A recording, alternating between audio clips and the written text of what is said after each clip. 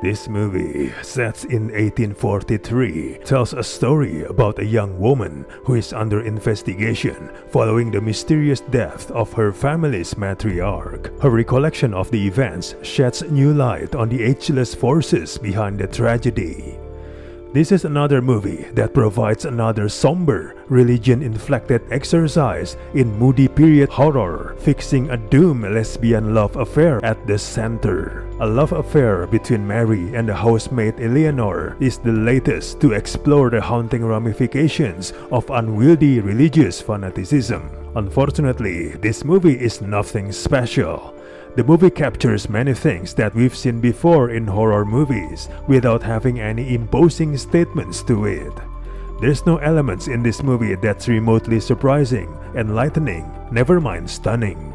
It's much more straightforward than this kind of movie is expected to be. Even with the lesbian relationship at the center, the movie's emotions and its ideas are predominantly hollow. The subdued romance at its center might not be enough to keep some horror fans trudging along this journey. The movie has over-familiar setup and rather cliché and predictable narrative.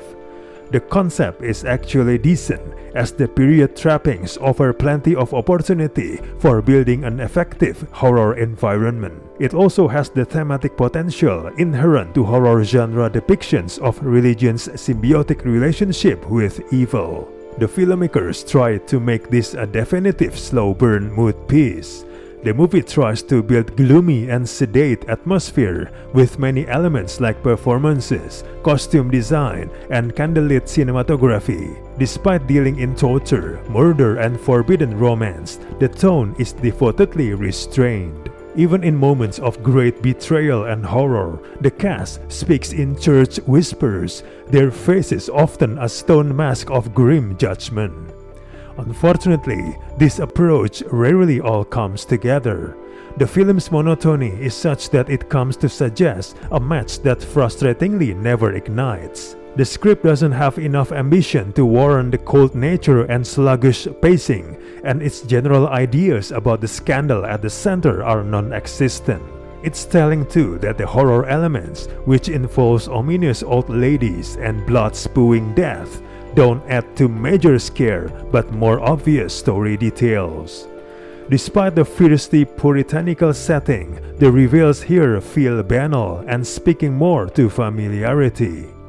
There's not enough chemistry between the two main leads as well. When the leading ladies come alive, it's not in love but in their fury, and when their attention is on each other, it just feels like they're acting in a movie. Overall, this movie does nothing to distinguish itself from others with similar theme and setting. Its slow burn lacks enough tension and culminate in an unsatisfying ending. We do not recommend this movie at all.